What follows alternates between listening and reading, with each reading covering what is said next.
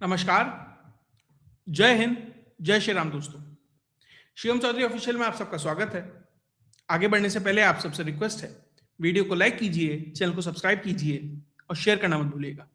पिछले लगभग 8-10 दिन से राहुल गांधी जिस तरीके से अपनी अराजक राजनीति के कारण संसद को बंधक बनाए बैठे हैं, ऐसा लग रहा है कि राहुल गांधी का सिर्फ एकमात्र एजेंडा है कि भैया कैमरे की नजरों में सिर्फ मैं ही बना रहूं।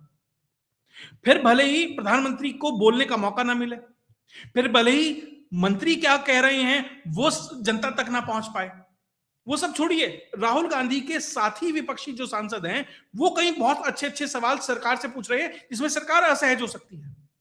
राहुल गांधी उनको भी मौका देने के लिए तैयार नहीं है, क्योंकि सिर्फ और सिर्फ उनका एकमात्र एजेंडा है पॉलिटिक्स ऑफ डिसरप्शन करना।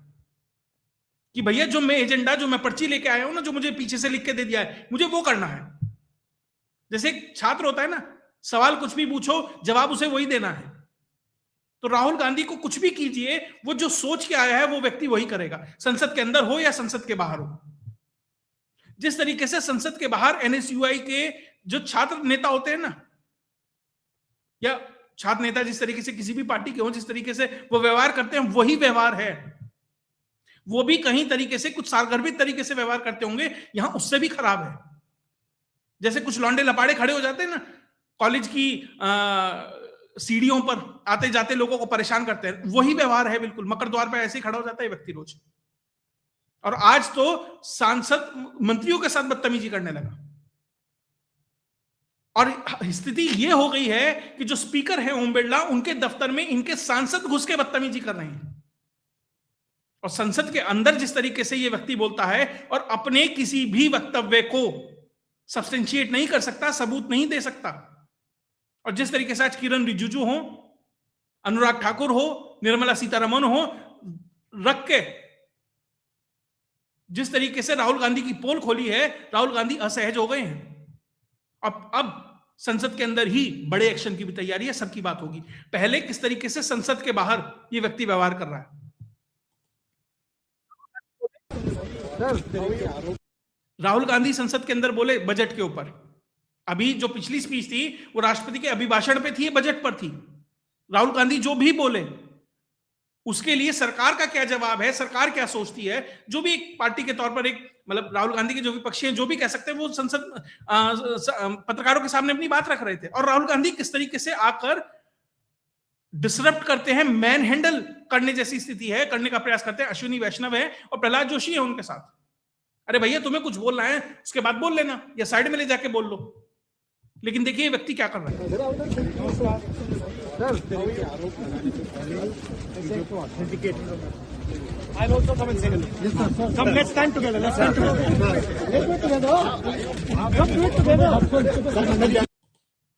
प्रहलाद जोशी हाथ छुड़ा के भाग रहे हैं, अश्विनी वैष्णव जा रहे हैं, नहीं खड़ा होना सामने, क्योंकि इस व्यक्ति का पता नहीं क्या कहते। रवनीत बिट्टू सामने से जा रहे हैं, कह रहे हैं ये गद्दार है हमारी पार्टी में से। जब रवनीत बिट्टू कुछ जवाब देते हैं तो भैया पारा चढ़ जाता है। तो कुछ भरोसा है, कुछ भी कह दे प्रहलाद जोशी को, कुछ भी कह दे यहां पर अश्विनी वैष्णव को, जगदम्बिका पाल को नहीं छोड़ा संसद के अंदर। एक व्यक्ति चेयर के ऊपर बैठा है।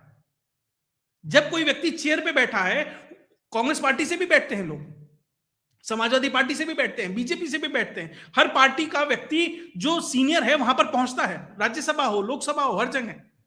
और जब वहां होता है वो किसी पार्टी का नहीं होता। क्या कह रहे हैं जगदम्बिका पाल को कि आप हमारी पार्टी में थे इसलिए मैं आप पे हल्का रहूंगा। इसका मतलब अगर आप मेरी पूर्व पार्टी में अगर नहीं होते, पूर्व सदस्य नहीं होते, तो मैं बदतमीजी करता। और जगदम्बिका पाल बहुत बेहतर जवाब देते हैं कि अगर मेरी मानी होती ना तो ये हाल नहीं होते जो आज तुम्हारे हैं। अब भी मान लो मेरी बात, इतना सा मुंह रह गया, इतना सा, केसी वेणुगोपाल से लेकर पूरी कांग्रेस का। मतलब अपनी बेइज्जती खुद करानी है क्या भैया अपने हाथों? अपनी इज्जत अपने हाथ होती है, लेकिन आपको नहीं ना। आप सोचते हैं कि जैसे होता है ना कि एरोगेंस में एक व्यक्ति होता है, वो कर रहे हैं आप, और वही जवाब मिल रहा है। और एरोगेंस इस हद तक है कि आप लोकसभा स्पीकर के खिलाफ अविश्वास प्रस्ताव ला रहे हैं और जानबूझकर उसमें गलतियां छोड़ी गई। 2 फरवरी 2025 लिखा गया 26 की जगह, 4 फरवरी लिखा गया 2025-2026 की जगह कि मोशन कैंसिल हो जाए। लेकिन ओम बिरला ने कहा ना कोई कैंसिल नहीं होगा, त्रुटियां हैं वापस भेजो, ठीक करके वापस मंगाओ, हम देखते हैं इनका अविश्वास प्रस्ताव, लाओ मेरे खिलाफ अविश्वास प्रस्ताव, देखता हूं क्या होता है। और उस व्यक्ति के अंदर इतनी इंटीग्रिटी है, ये कहा है कि जब तक ये अविश्वास प्रस्ताव नहीं आता, देखते हैं इनके तिल में कितना तेल है, कितना दम है इनके अंदर, मैं संसद में नहीं आऊंगा। ये इंटीग्रिटी है उस व्यक्ति के अंदर। और जब लाल कृष्ण आडवाणी के खिलाफ जैन हवाला डायरी वाला केस खुला था ना, तब उन्होंने भी कहा था, इस्तीफा दे दिया था कि भैया ऐसा है, चुनाव नहीं लड़ूंगा तब तक, पाक साबित नहीं होऊंगा, और वापस सही हुए और वापस आए। वही कर रहे हैं। और ये लोग इतने बदतमीज हैं कि ओम बिरला के दफ्तर में घुसते हैं 20-25 सांसद और गाली गलौज की जाती है, और उस दौरान प्रियंका गांधी भी मौजूद होती है, और उस दौरान किसी वेणुगोपाल भी मौजूद होते हैं। और ये बता कौन रहा है? ये खुद संसदीय कार्य मंत्री किरण रिजिजू बता रहे हैं, जो वहां मौजूद थे। और एक भी कांग्रेसी सांसद आके कह दे किरण रिजिजू झूठ बोल रहे हैं, नहीं बोल सकते, क्योंकि हुआ है उस परिसर के अंदर ऐसा। ये लोग चाह रहे हैं कि किसी भी तरीके से कुछ भी कर सरकार राहुल गांधी के खिलाफ कुछ भी करे। प्रधानमंत्री के खिलाफ हमला करने का प्रयास किया, वहां प्रधानमंत्री के साथ कुछ भी अनहोनी हो सकती थी, मान लीजिए वो बैनर पोस्टर मार देते, उनके ऊपर पोस्टर गिरा देते, महिलाओं के साथ कुछ अव्यवहार हो जाता, तो प्रधानमंत्री को वहां बदनाम करने का प्रयास था। उसके बाद जब वो बात नहीं बनी, जब ओम बिरला ने उनका वो प्लान फेल कर दिया, तो प्रयास किया है कि ओम बिरला को जाको इंटिमिडेट करो, 20-25 सांसद पहुंचो, उनके साथ बदतमीजी करो, उनके खिलाफ अविश्वास प्रस्ताव लाओ, कि वो व्यक्ति कुछ कह दे। जब वहां पर कामयाबी नहीं मिली, तो राहुल गांधी संसद के अंदर खड़े होकर क्या कह रहे हैं कि भैया बजट पे बोलना है, मैं आया हूं, राजा साहब आए हैं, मुझे बोलना है, मंत्री साहिबा कहां हैं, फाइनेंस मिनिस्टर कहां हैं, निर्मला सीतारमन। तब भी यह बताया जाता है साहब ये नवाबी यहां नहीं चलेगी। आपने बताया था किस समय आना, आपको 12 बजे आना था, 12 बजे नहीं आए, मंत्री वहां मौजूद थी। उसके बाद दूसरे सदन में भी समानांतर रूप से कार्रवाई चल रही है, वहां भी जवाब देना है, और एमओएस फाइनेंस वहां मौजूद थे ना। साहब आए हैं, जब मन होगा जब उठ के आएंगे, जब पर्ची तैयार हो जाएगी तब आएंगे, मंत्री को भी तभी जवाब देना पड़ेगा। यह हद है संसद के अंदर। और जब जो भी तर्क रखा राहुल गांधी ने, जिस तरीके से बखियां उधेड़ी गई हैं उसकी, अनुराग ठाकुर हो, निर्मला सीतारमन हो, किरण रिजिजू हो, हरदीप पुरी हो, अब उस पर कोई जवाब नहीं आएगा। वो है ना हिट एंड रन, मैंने अपना काम कर दिया, तुम बोलते रहो। राहुल गांधी की यही स्ट्रेटेजी है। क्या बोल रहा है ये बंदा कि भारत ने ट्रेड डील की और हमारा सारा डेटा बेच दिया अमेरिका को। कैसे कह सकते हो? क्या प्रूफ? मतलब आप कोई तर्क दीजिए ना कि भैया भारत ने डील में ये साइन किया है, इस तरीके से भारत का डेटा चला जाएगा। सवाल ये पूछ रहा हूं कि 2014 से पहले कितना डेटा लोकलाइजेशन भारत के अंदर था? भारत में ब्लैकबेरी चलता था फोन, पता क्यों सुरक्षित माना जाता था, क्यों लोग खरीदते थे? कि डेटा भारत में स्टोर नहीं होता, कनाडा में स्टोर होता है, इसलिए खरीदते थे लोग।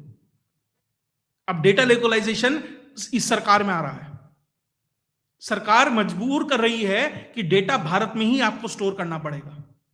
तो कौन सा डेटा बेच दिया भाई? अगर कोई है सबूत तो संसद के पटल पे रखो और उसे पीछे से सत्यापित करो।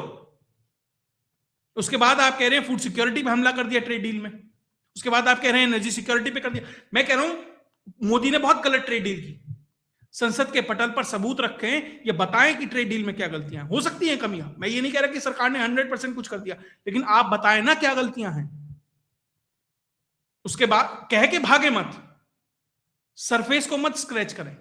उसके बाद आप कह रहे हैं कि अनिल अंबानी को सरकार क्यों गिरफ्तार नहीं करती, उसका नाम एप्स्टीन फाइल में है।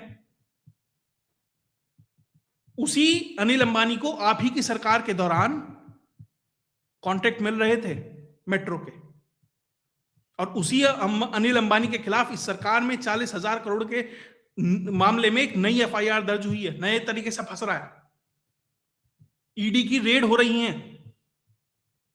और आप उस व्यक्ति की बात कर रहे हैं जो अपने आप को सत्यापित नहीं, जो अपना जवाब नहीं दे सकता संसद के अंदर। ये कानूनन मतलब संसद के नियमों का उल्लंघन है। उसके बाद आप हरदीप पुरी की बात कर रहे हैं कि हरदीप पुरी का नाम एप्स्टीन फाइल के अंदर है।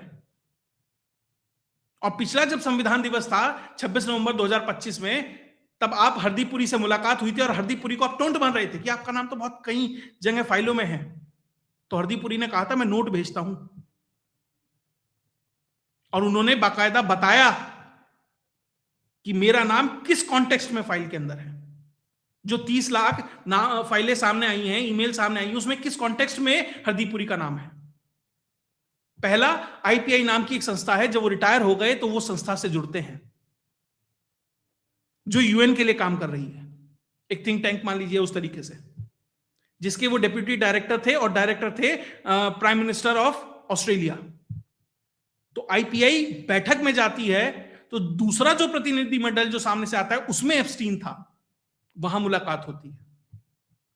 दूसरा कॉन्टेक्स्ट ये देते हैं कि जो लिंक्डइन का मालिक है उससे हरदीप पुरी की मुलाकात होती है, और हरदीप पुरी उसे बताते हैं कि किस तरीके से भारत में इतने इंटरनेट यूजर हैं, 2018 तक इतने हो जाएंगे, बहुत अच्छी बात है भैया। इस तरीके से वो समझाते हैं कि भारत में क्या प्रोस्पेक्ट्स हैं, आप यहां कर इन्वेस्ट कीजिए। और उस दौरान वो जो लिंक्डइन का मालिक है वो इंट्रोड्यूस कराता है एप्स्टीन से। इस तरीके से वो सब समझा रहे हैं, लेकिन नहीं, नाम आ गया, हल्ला काटना है। अरे क्यों आया, कैसे आया? वो आदमी तो एप्स्टीन को ही या एप्स्टीन से जुड़े लोगों को या उस संस्था को या उन लोगों, उस पूरे सिस्टम को ये बता रहा है कि भारत में आओ। मतलब एप्स्टीन की फाइल में लोगों के नाम किस लिए बदनाम हो रहे हैं, और हरदीप पुरी वहां ये बता रहा है कि भारत में इन्वेस्टमेंट करो। कम से कम अब तक जितनी जानकारी आई है उसके हिसाब से हरदीप पुरी का नाम इसी कॉन्टेक्स्ट में, आगे क्या है मुझे नहीं पता, अभी तक इतना ही है। तो जिस तरीके से जगदंबिका पाल के साथ बदतमीजी करनी हो, हरदीप पुरी के लिए बोलना हो, अनिल अंबानी चलिए ठीक है वो अलग मैटर है, आप ट्रेड डील के ऊपर बोल रहे हैं, किसी भी चीज को आप सत्यापित नहीं कर पाए। और जब आपसे यह कहा गया कि इसे सत्यापित कीजिए आज शाम 5 बजे तक, आप नहीं कर पाए। अब आपके खिलाफ विशेषाधिकार हनन नोटिस आ रहा है। अब आप भागे फिरेंगे, अब आप चिल्लाएंगे कि देखिए वेंडेटा की पॉलिटिक्स हो रही है, हम अविश्वास प्रस्ताव लाए इसलिए मेरे खिलाफ विशेषाधिकार हनन का नोटिस आ रहा है। और राहुल गांधी गोलपोस्ट किस तरीके से चेंज करते हैं आप इस बात से समझिए। इस व्यक्ति ने शुरू किया एमएम नरवणे की किताब के साथ इस सत्र को, और जब एफआईआर फाइल हुई, जिस दिन तक एफआईआर फाइल नहीं हुई, यह व्यक्ति लगातार जो चीज समझो, बड़े बड़े पोस्टर, मोदी कॉम्प्रोमाइज, ये वो सब कुछ लेके आया। एफआईआर दर्ज हुई, ऑफिशियल सीक्रेट एक्ट की धाराओं के तहत मामला चलने की बात हो रही है, कुछ एक्स्ट्रा धाराएं उसमें ऐड हो गई हैं। अब उसमें नरवणे साहब, पब्लिशर साहब, राहुल गांधी साहब, अमेजॉन, ये वो सब लपेटे में आ रहे हैं। तो राहुल गांधी चुप सन, कुछ नहीं बोलेंगे। अब रात को फटाफट केसी वेणुगोपाल को फोन मिला, नई पर्ची तैयार कर भाई। केसी वेणुगोपाल ने नई पर्ची तैयार की होगी, अरे ट्रेड डील पे बोलना है। ट्रेड डील पे तो आपको पहले दिन से बोलना था, आपको बोलना चाहिए था। उसके बाद आप आके क्या कहते हैं, आपका वक्तव्य क्या है आने के बाद कि भारत माता को बेच दिया। आप कह सकते थे भारत के हितों को नुकसान पहुंचाया है, जो कुछ भी है। क्या भारत माता को बेच दिया जैसी शब्दावली संसद के प्लेटफॉर्म पर आप इस्तेमाल कर रहे हैं? थोड़ी सी भी गैरत है? शब्दों का चयन व्यक्ति के कैरेक्टर को समझाता है। जिस तरह के शब्दों का चयन इंटेंशनली, देखिए वो प्लेटफॉर्म वो है, उन्हें पता है कि मैं किस तरह के शब्दों का चयन कर रहा हूं, और वहां यह कहना, यह समझ आता है कि किस तरीके से आपकी इंटेंट, आपका रेस्पेक्ट क्या है उस विचार के प्रति। जानबूझकर आप पोक करने के लिए ऐसे शब्दों का इस्तेमाल कर रहे हैं। और फिर उसके बाद जब किरेन रिजिजू सब खोल कर रख देते हैं कि स्पीकर के साथ बदतमीजी कर रहे हैं, कानून का उल्लंघन, संसद के रूल का उल्लंघन आप कर रहे हैं। संसद का रूल है कि एक माननीय सांसद अपनी बात रख के अचानक से, मतलब बात रखी और एकदम सत्र छोड़कर नहीं जा सकता, उसे वहां बैठना पड़ेगा, थोड़ी देर जवाब सुनना पड़ेगा। लेकिन राहुल गांधी का एरोगेंस ये है, वो तो इस स्पीकर को ये कह देते हैं जिस स्पीकर को सम्माननीय कहकर उस तरीके से अपने वक्तव्य की शुरुआत करते हैं कि मैं तो अपने हिसाब से बोलूंगा, आप कौन हैं, मुझे किसी की परमिशन की जरूरत नहीं है, ये कहते हैं। और उसके बाद अपनी बात खत्म हुई, फट निकले बाहर, जैसे किसी खास चीज की तलब लग रही हो, क्योंकि पता है ना अब बोला है, सुनना पड़ेगा, तो गड़बड़ी हो जाएगी। उसमें ही अब उन्हीं के वक्तव्य में अनुराग ठाकुर जब उनकी धज्जियां उड़ाते हैं उनके वक्तव्य की कि भैया आप जिस ट्रेड डील की बात कर रहे हैं, जिस चाइना की बात कर रहे हैं, किस तरीके से एमएसएमई का गला घोटा गया पिछली सरकार में। हम एपीआई के नेट एक्सपोर्टर थे, अब इंपोर्टर हो गए।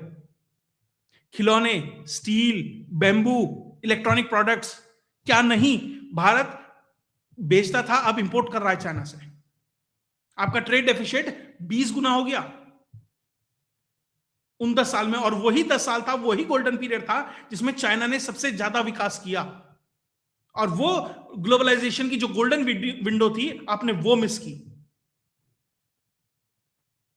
निर्मला सीतारमण जिस तरीके से जवाब दे रही हैं कि आप ही की वजह से बुलेट ट्रेन लेट हो रही है क्योंकि महाराष्ट्र सरकार लैंड एक्विजिशन नहीं होने दे रही, जीएसटी पे जो झूठ है उसको एक्सपोज किया जा रहा है। जब ये सब बात, भैया आपने कोई बात रखी, हो सकता है आपने होमवर्क किया नहीं किया वो छोड़ दीजिए, आपने बात रखी तो कम से कम जवाब तो सुनिए।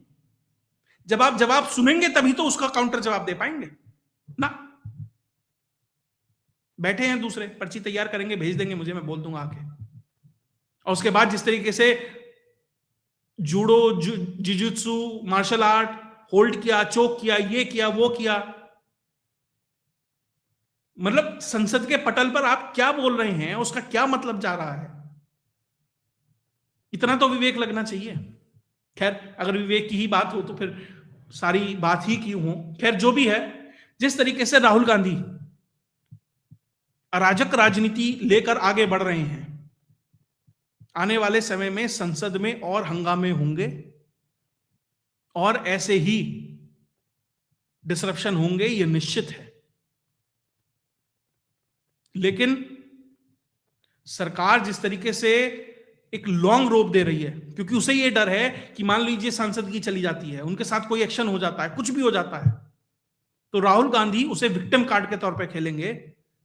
अब यह फाइन बैलेंस सरकार को बनाना है कि उस विक्टिम कार्ड की मियाद कब तक वो एक्सटेंड करती है।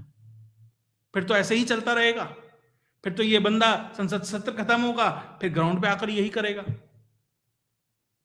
कब तक। खैर, जो भी इस पर डेवलपमेंट होगी वो आपके साथ लेके आता रहूंगा। अगर आपको वीडियो विश्लेषण अच्छा लगा तो वीडियो को लाइक कीजिए, चैनल को सब्सक्राइब कीजिए और शेयर करना मत भूलिएगा। जय हिंद।